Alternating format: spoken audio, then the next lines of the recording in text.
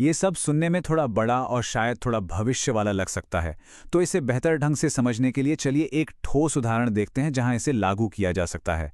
एक ऐसा एरिया है जिससे हम सब जुड़ सकते हैं, शिक्षा। एक तरफ है आज की हकीकत, एक महंगा one size fits all education system जो हर किसी के लिए काम नहीं करता, और दूसरी तरफ है AI3rd.EYE का वादा, एक ऐसी दुनिया जहां हर छात्र को उसकी जरूरत और रफ्तार के हिसाब से दुनिया के स्तर की शिक्षा मिल सकती है, और वो भी लगभग मुफ्त में। मिसाल के तौर पर पीएचडी की जांच को ही ले लीजिए। यहाँ 60% काम एआई को दिया जा सकता है, जैसे कि रिसर्च की मौलिकता और डेटा की सटीकता की जांच करना, जो मशीनें इंसानों से बेहतर कर सकती हैं। और बाकी का 40% काम इंसानों के लिए होगा, जो नैतिकता और संदर्भ जैसे बारीक पहलुओं को समझ सकते हैं। ये टेक्नोलॉजी और इंसानी समझदारी का एक बढ़िया संतुलन है। ये पिरामिड इस प्रक्रिया को और साफ कर देता है। देखिए, नींव में, बेस में इंसानी समीक्षा है, जैसे इंटरव्यू और नैतिक मूल्यांकन, लेकिन जैसे जैसे हम ऊपर जाते हैं, एआई की भूमिका बढ़ती जाती है, जो दुनिया भर में प्रभाव और इनोवेशन जैसे बड़े पैमाने पर विश्लेषण करता है, जहां डेटा का निष्पक्ष होना सबसे ज्यादा जरूरी है। और इसका आर्थिक फायदा? अनुमान है कि सिर्फ शिक्षा में इस बदलाव से हर साल $2.6 ट्रिलियन बचाए जा सकते हैं। जरा सोचिए कि इस पैसे का इस्तेमाल बेहतर स्कूल बनाने, शिक्षकों की सैलरी बढ़ाने और नई रिसर्च को फंड करने में किया जा सकता है। लेकिन जब भी कोई इतनी शक्तिशाली तकनीक आती है, तो वो अपने साथ बड़े सवाल और खतरे भी लेकर आती है ना? तो चलिए ईमानदारी से इसके वादों और इससे जुड़े संभावित खतरों दोनों पर एक नजर डालते हैं। तो यहाँ कुछ मुख्य चिंताएं हैं और उनके कुछ सुझाए गए समाधान भी, जैसे कि डिजिटल डिवाइड की समस्या, मतलब उन लोगों का क्या जिनके पास टेक्नोलॉजी नहीं है। तो इसका समाधान हो सकता है कम लागत वाले डिवाइस और सस्ता इंटरनेट, या फिर एल्गोरिथम में भेदभाव का डर, जिसका समाधान एक पूरी तरह से पारदर्शी और लगातार ऑडिट होने वाला एआई सिस्टम हो सकता है। इस सिस्टम को सुरक्षित बनाने के लिए सबसे अहम नियम यह है कि डेटा का मालिक वो व्यक्ति खुद है। उसकी साफ सहमति के बिना कोई भी इसका इस्तेमाल नहीं कर सकता। हर एक्सेस का रिकॉर्ड रखा जाएगा और हमेशा ये जानने और गलतियों को सुधारने का अधिकार होगा कि डेटा का इस्तेमाल कैसे किया जा रहा है। तो इन सब का आखिरी मकसद क्या है? ये सिर्फ टेक्नोलॉजी या एफिशिएंसी के बारे में नहीं है। ये शक्ति के मूल समीकरण को बदलने के बारे में है। ये पक्का करना कि अधिक क्या होगा अगर हर फैसला, चाहे वो छोटा हो या बड़ा, सिर्फ अंदाजे पर नहीं बल्कि सच्ची जानकारी और डेटा पर आधारित हो। आज हम AI.3rd.EYE के कॉन्सेप्ट को समझने वाले हैं। ये एक ऐसा सिस्टम है जो ठीक यही करने का वादा करता है। जरा सोचकर देखिए, अगर हम अपने फैसलों से इंसानी सोच के झुकाव को, मतलब जो बायस होता है, उसे हटा सकें, तो सवाल ये उठता है कि क्या टेक्नोलॉजी सच में एक ऐसी दुनिया बनाने में हमारी मदद कर सकती है जहां हर फैसला सिर्फ और सिर्फ तथ्यों पर आधारित हो? ये सवाल सिर्फ टेक्नोलॉजी का नहीं है, बल्कि हमारे आने वाले कल से जुड़ा है। अच्छा, इस सिस्टम की जरूरत क्यों है, ये समझने से पहले हमें उस प्रॉब्लम को देखना होगा जिसे ये हल करने की कोशिश कर रहा है। और वो प्रॉब्लम है अदृश्य रिसाव। ये क्या है? ये वो भारी नुकसान है जो गलत फैसलों, गलत जगह पर लगी प्रतिभा और करप्शन की वजह से होता है। ये हमें रोजाना सीधे सीधे दिखता तो नहीं, पर इसका असर हम सब पर होता है। कभी सोचा है कि एक खराब कॉर्पोरेट डील हो, या सरकार की कोई गलत नीति हो, या फिर हमारी अपनी जिंदगी का कोई गलत करियर चुनाव, इनकी असली कीमत क्या होती है? ये सिर्फ पैसों का नुकसान नहीं होता, ये मौकों का, वक्त का और भरोसे का भी नुकसान होता है। और जब इस कीमत को हम पूरी दुनिया के लेवल पर जोड़ते हैं ना, तो जो आंकड़ा सामने आता है वो होश उड़ाने वाला है। हर साल $25 ट्रिलियन। ये दुनिया की कई बड़ी इकोनॉमीज की कुल जीडीपी से भी कहीं ज्यादा है। ये वो पैसा है जो नाकाबिलियत, भ्रष्टाचार और गलत लोगों को गलत काम दिए जाने की वजह से बस बर्बाद हो जाता है। तो ये जो $25 ट्रिलियन की इतनी बड़ी समस्या है, इसका समाधान क्या है? यहीं पर AI.3rd.EYE का आइडिया सामने आता है। अब देखिए, कोई जादू की छड़ी नहीं है, बल्कि एक इंजीनियरिंग समाधान है जिसे फैसले लेने के तरीके को बेहतर बनाने के लिए ही डिजाइन किया गया है। इसे ऐसे समझिए कि ये कोई जज नहीं, बल्कि एक डिजिटल आईना है। हाँ, एक ऐसा आईना जो किसी के भी पूरे जीवन के कामों, फैसलों और उनके असली असर को बिना किसी लाग लपेट के पूरी सच्चाई के साथ दिखाता है। और यह आईना लगातार सीखता रहता है और अपडेट होता रहता है। इसको समझने का एक और अच्छा तरीका है। सोचिए, ये समाज का एक्सरे है। जैसे एक्सरे हमारे शरीर के अंदर की वो चोटें दिखा सकता है जो बाहर से नजर नहीं आती, ठीक वैसे ही AI थर्ड आई समाज और संस्थाओं के अंदर काम करने वाले उन अदृश्य पैटर्न को सामने लाता है। ये दिखाता है कि फैसलों के असल नतीजे क्या होते हैं, ना कि हम क्या सोचते हैं कि नतीजे क्या होंगे। ठीक है, पर सवाल तो ये है कि ये डिजिटल आईना आखिर काम कैसे करता है ना? मतलब ये हमारे बारे में क्या मापता है और किन पैमानों पर किसी की काबिलियत को परखता है? तो देखिए, इसकी प्रक्रिया काफी सीधी सादी है। पहला कदम पहचान की पुष्टि के लिए एक बायोमेट्रिक स्कैन। दूसरा, ये एक सुरक्षित लाइफटाइम डेटा वॉल्ट से जुड़ता है, जिसमें किसी के काम, शिक्षा और दूसरे वेरीफाइड रिकॉर्ड हो सकते हैं। और सबसे जरूरी तीसरा कदम, AI इस सारे डेटा को मिलाकर किसी एक घटना पर नहीं बल्कि लंबे समय में बनने वाले पैटर्न पर ध्यान देता है। ये विश्लेषण 6 मुख्य चीजों पर फोकस करता है। मतलब ये सिर्फ ये नहीं देखता कि कोई कितना काबिल है, बल्कि ये भी कि उसके फैसले कितने अच्छे हैं, वो अपनी गलतियों से कितना सीखता है और उसका दूसरों पर पॉजिटिव या नेगेटिव असर कितना है। ये सिस्टम किसी पर अच्छा या बुरा का ठप्पा नहीं लगाता, बल्कि एक पूरी तस्वीर सामने रखता है। और इस सिस्टम का जो मूल सिद्धांत है, वो इसी एक लाइन में छिपा है। AI जज नहीं है, वो सिर्फ एक आईना है। ये हमें वो पैटर्न दिखाता है जिन्हें हम चाहें तो सुधार सकते हैं या फिर नजरअंदाज कर सकते हैं। मतलब चुनाव और जिम्मेदारी हमेशा इंसान की ही रहेगी। कार और जिम्मेदारी उन्हें मिले जो अपनी काबिलियत और ईमानदारी साबित करते हैं, ना कि सिर्फ उन्हें जो अच्छी कहानियां सुनाना जानते हैं। तो ये सारी बातें हमें एक बहुत बड़े और जरूरी सवाल पर लाकर छोड़ देती हैं। क्या एक निष्पक्ष और काबिलियत पर आधारित समाज बनाने के लिए हमें अपनी डेटा की पूरी पारदर्शिता को स्वीकार करना होगा? इस सवाल का जवाब शायद हमारे आने वाले कल की शक्ल तय करेगा। Welcome to the deep dive.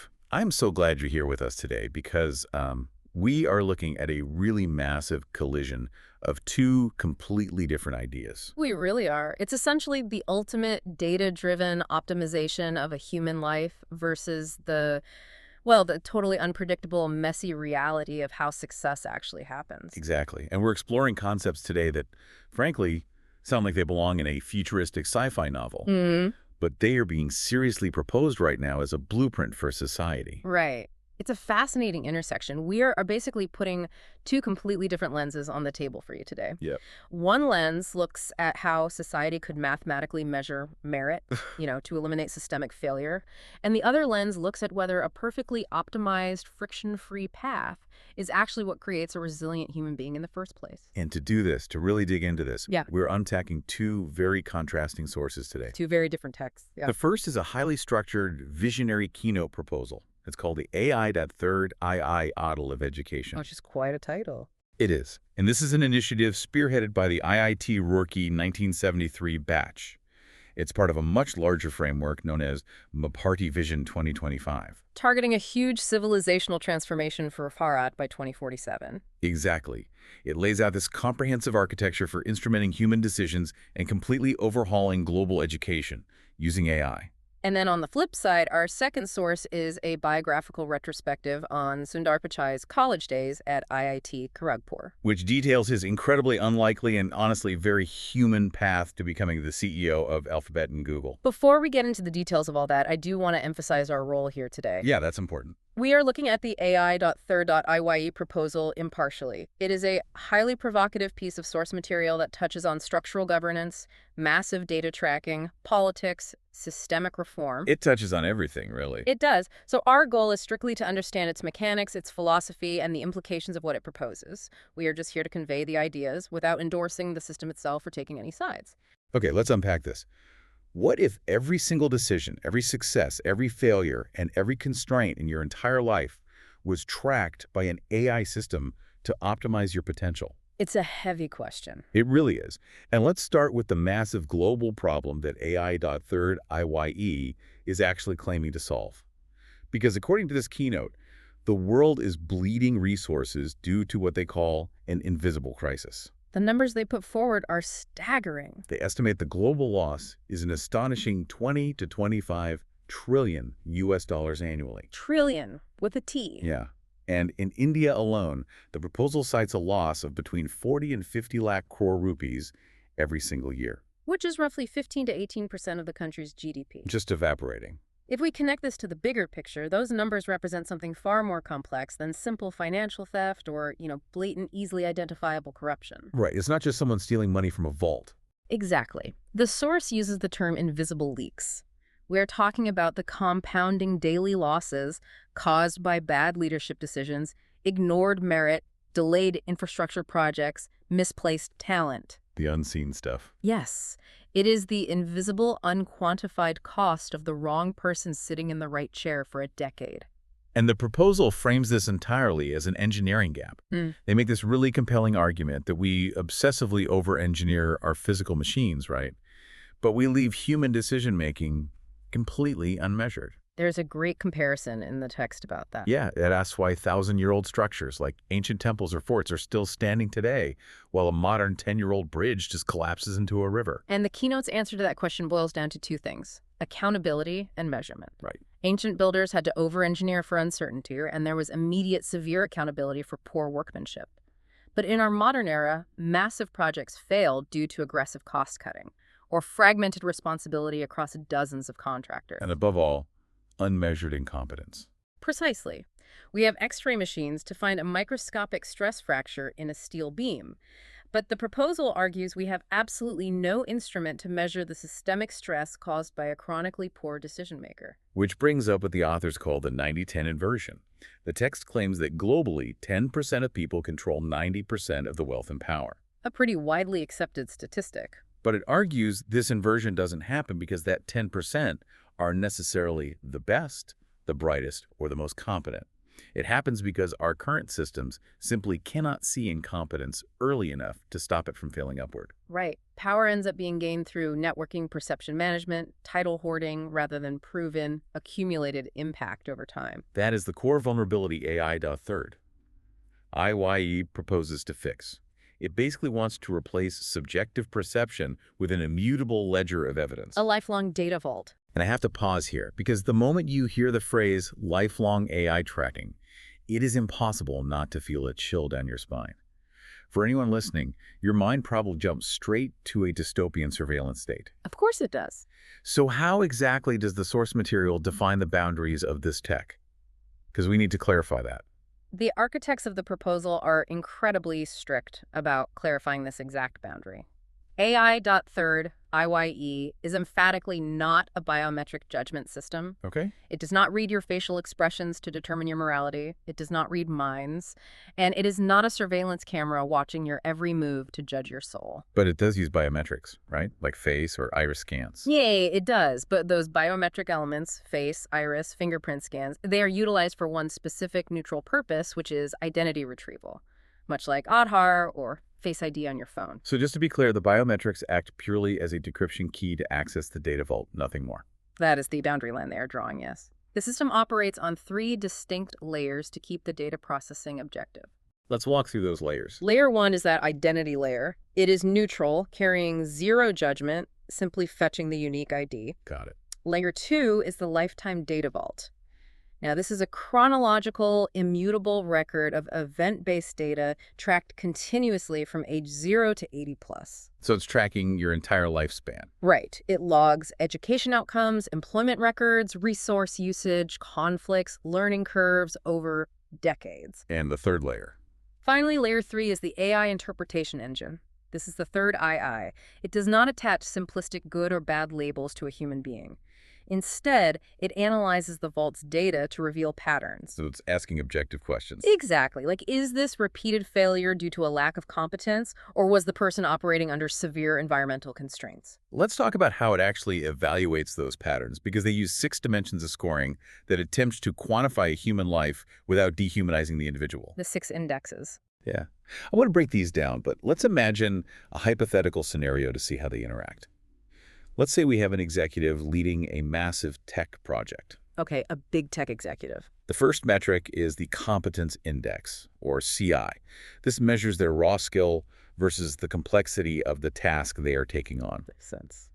Next is the decision quality index, the DQI, which looks at the risks they take versus the actual outcomes. And those first 2 are pretty standard performance metrics. What's fascinating here is how the remaining indexes balance those out to measure character and systemic friction. Right, the human elements. Exactly. The third is the Integrity and Consistency Index, the ICI. This asks a critical question. Does this executive's behavior remain consistent under pressure? Do they follow the rules when the project is behind schedule and millions of dollars are on the line? I look at these dimensions and I have to wonder if a system like this inherently punishes risk-taking or innovation. If our executive tries something entirely new and it causes a delay, does the system penalize them? That is where the tension lies, and the proposal addresses it with the final three indexes. You have the Negativity and Damage Index, the NDI. Which sounds intense. It does. This explicitly tracks the rework a person causes, the interpersonal conflicts they trigger, and the indirect losses tied to their management style. Okay. But that is counterbalanced by the Growth and Correctability Index, the GCI. When that executive's innovative risk fails, how do they respond to the feedback? Do they learn and pivot, or do they stubbornly repeat the error? Precisely. Finally, all of this is scaled by the Impact Multiplier Index, the IMI, which measures the sheer scale of their responsibility and how many people are affected by their decisions. Which brings us to the massive golden rule of the entire AI.3rd.EYE framework. A rule explicitly designed to prevent the catastrophic misuse of power.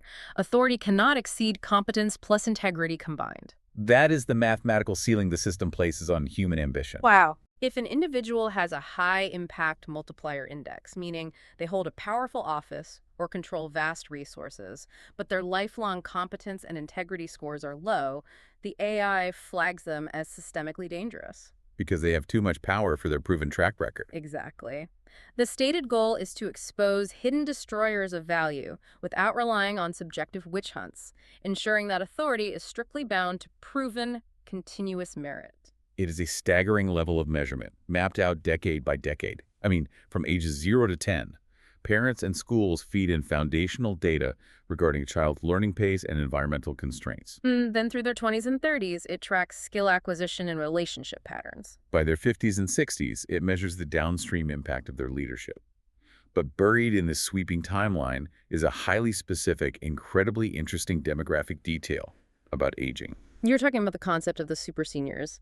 Yes, I found this so fascinating. The keynote points out that India currently underutilizes 1.5 lakh crore rupees worth of wisdom annually from highly experienced professionals. Specifically, Aihishans and veterans aged 60 to 70 and beyond. Right. The AI.3rd.EYE framework aims to capture and deploy this retired wisdom for national mentoring. The philosophy here is that retirement should be purely administrative, not intellectual. If we think about how that works practically, it fundamentally changes the concept of an elder statesman. How so? Under the system, a 68-year-old retired structural engineer living in a quiet suburb isn't just playing golf. The AI interpretation engine scans the national grid of problems, identifies a struggling infrastructure project thousands of miles away that perfectly matches her specific lifetime competence index and connects them. That is incredible. It creates a remote, massive national knowledge reservoir, matching decades of accumulated, verified wisdom to immediate systemic bottlenecks. It is a brilliant way to rethink the value of aging. But the source material makes it clear that the biggest immediate application of this technology isn't just government administration or corporate governance. No, it's education. It is a total ground-up revolution of the global education system, from kindergarten straight through to PhD programs. And the financial argument they make for this is immense. The global education spend is currently around 6.5 trillion US dollars annually. 6.5 trillion. The AI.3rd.EYE initiative claims that by fully integrating a digital-first, AI-supported approach, the world could save 40% of that budget. Which is? That is $2.6 trillion saved every single year by eliminating redundant teaching models, administrative bloat, and the inefficiencies of standardized testing. And the proposal suggests reinvesting that $2.6 trillion directly back into building better physical schools, drastically increasing teacher salaries, and funding advanced space and clean energy research. A massive reallocation of funds. Yeah. And for the individual student, the promise is hyper-personalization. The system's ultimate goal is to ensure that every single child on the planet receives the exact right lecture, the right book, and the right tutorial at the perfect moment in their cognitive development. This approach aims to make high-quality education virtually free and globally accessible. Importantly, the proposal emphasizes differentiation based purely on suitability, not hierarchy. What do you mean by that? It categorizes learning paths into knowledge and research, technology, vocational craftsmanship, or entrepreneurship. The text is clear that there should be no tougher versus failure labels, only different paths of dignity tailored to the individual's proven data patterns. Here's where it gets really interesting. They have a specific model for evaluating higher education, specifically PhDs, which is depicted in their infographics as a balanced scale or a pyramid. The 60-40 split. Exactly. It breaks down into a 60-40 split. The 60-40 model is a fascinating hybrid of machine efficiency and human wisdom. 60% of a PhD evaluation would be entirely handled by AI. So the AI is checking the work. Right. The algorithm processes the objective merit of the research. It verifies originality, cross-references global literature instantly to check for plagiarism, and rigorously tests the statistical strength and methodology of the data. Leaving the remaining 40% to traditional human evaluation. A human panel conducts the viva, the oral defense, and evaluates the unquantifiable elements like academic ethics, social relevance, and the researcher's practical grasp of the subject. What this really means, if implemented, is the death of institutional gatekeeping. Well, that's a big statement. Think about it. If an AI can objectively and transparently verify the rigor of your methodology, the prestige of the university printed on your degree suddenly loses its monopoly on trust. Oh, I see. A researcher working in a remote village in Latin America or a small town in India is judged by the exact same strict, blind standards as a heavily funded candidate at an Ivy League university. It aims to completely remove geographical and institutional bias from global recognition. It is a beautifully engineered vision of society. Everything quantified, everything optimized, stripping away the friction, the networking biases, and the unseen incompetence that holds human progress back. It's very clean. It is. So we have this perfectly engineered system that claims it can optimize a human life. But it makes me wonder what happens when a human life refuses to be perfectly optimized. Let's look at our second source, which grounds all of these futuristic metrics in a very real, very messy story. We are moving from the macro engineering of global society down to a single, modest room. Room B308 in Nehru Hall at IIT Kharagpur. Picture it in your mind for a second. A simple bed, a wooden chair, a study table, and an almirah. Nothing luxurious, just a standard utilitarian student hostel room. But this specific room belonged to Sundar Pichai. The man who would eventually navigate the complexities of the tech world to become the CEO of Google and its parent company, Alphabet. And his path from that room to the top of the tech industry was incredibly unlikely, especially if an algorithm was trying to predict it early on. He was born in 1972 in Madurai and raised in Chennai. His father was an electrical engineer and his mother was a stenographer. They lived in a modest apartment with renters to make ends meet. He slept on the living room floor. There is a detail in the retrospective that points out the family waited years just to be able to afford a refrigerator. Right. And that isn't just a biographical fact. It is a marker of deep patience and living within constraints. He attended regular schools, Jawahar Vidyalaya and Vanavani.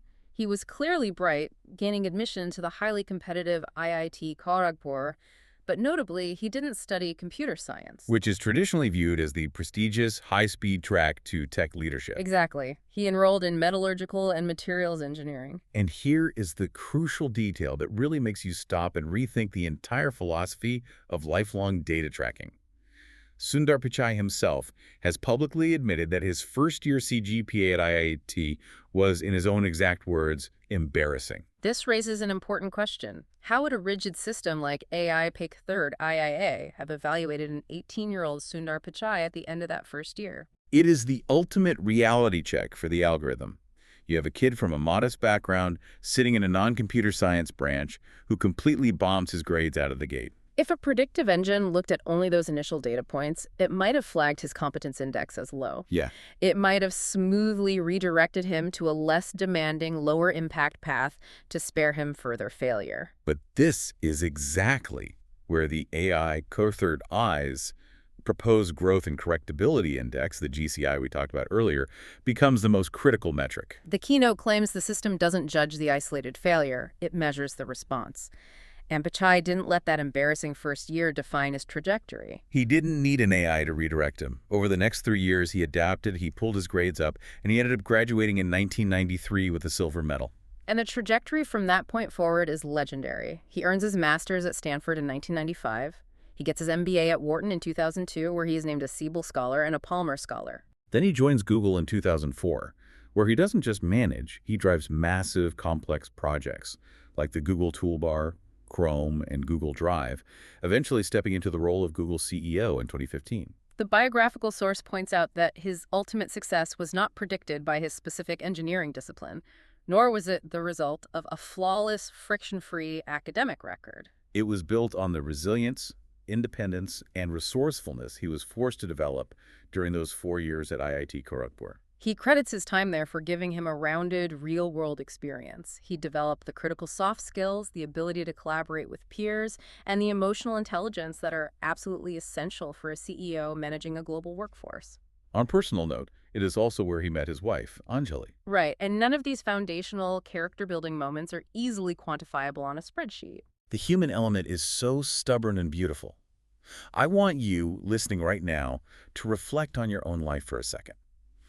Have you ever had an embarrassing first attempt at something? A terrible first draft of a project, a bombed exam, a spectacularly failed presentation that actually forced you to look in the mirror, dig deep, and develop the exact grit and skills you needed for your biggest success later on?